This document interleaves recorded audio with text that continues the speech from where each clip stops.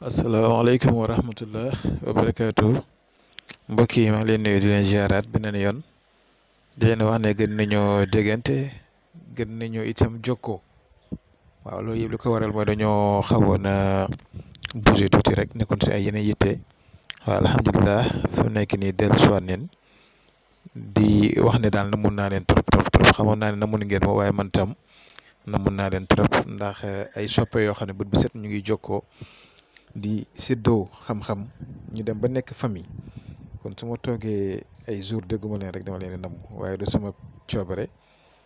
loolu ba tey si liggéey bi la bokkoon rek nekkoon si ay yenn mbir yoo xam ne tam si liggéey bi la bokkoon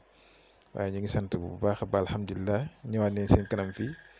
fas yéene séddoo ak yéen tey li ma leen andil tey ji boo gisee mu ne bëreet rek indi leen wàllu kaaraange rek ngeen xam ne macha allah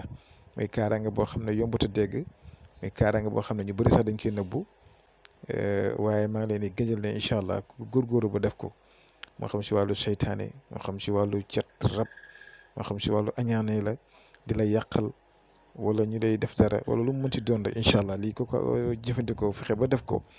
bu soobee yàlla da nga sentir sa bopp ne yow am nga kaaraange bu ànd ak yow ma leen di digal na ngeen jéemoo fexe ni ngeen koy defee ngeen góorgóorlu ba def ko te maa ngi leen di ñaan ngeen déglu ma bu baax a baax a baax a baax. da ngeen defee ko comme ni ma leen koy waxee incha allah da ngeen jëriñu seen ay njaboot itam dinañ jëriñu incha allah kon bu njëkk bi mi ngi nii mooy da ngay bind fatiha alhamdulilahi rabbil alamin ba wala daalin amin baxdu kuli aaya boo ko déggee mooy aaya boo toll rek am na loo si war a dugal boo ko defee aaya yi nga war a dugal si diggante fatiha yi ndaxte ñetti fatiha lay doon soo bindee kun bisimilah rahmaani rahim nga bind fatiha ngeen def ni mu leen ko waxee da ngeen bindaat beneen ak beneen ba mat 3 ñett léegi soo bindee bisimillahi rahmaani rahim xam nga am nga benn aaya da ngay bind wa in yakkaadu lazina kafaru la yasduqunaka bi absaarihim ba wa ma huwa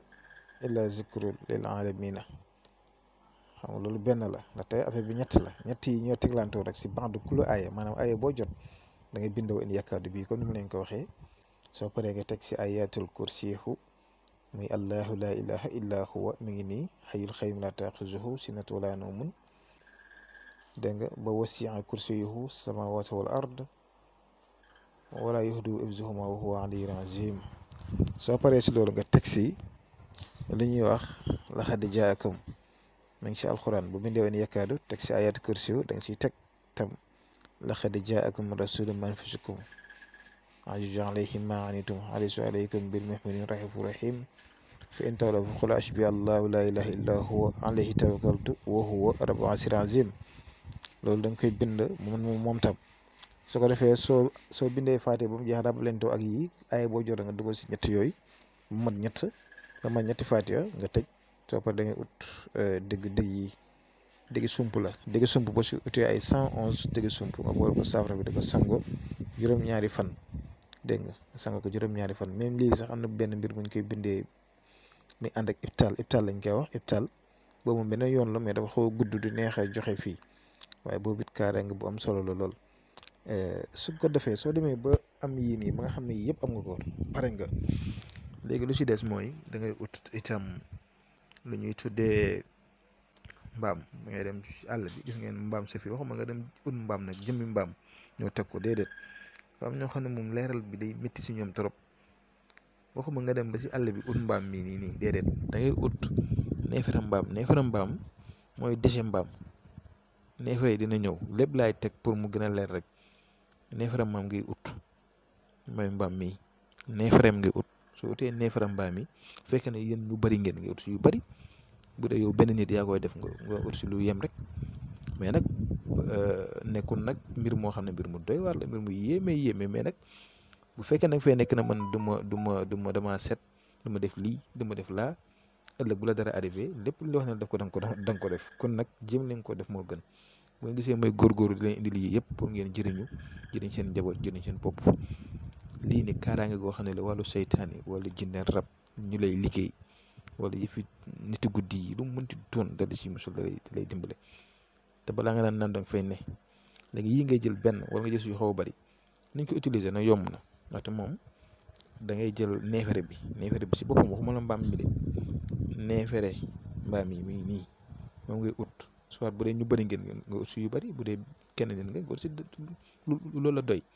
mais da nga koy xooj si ndox boo xoojee si ndox ba pare da ngay jël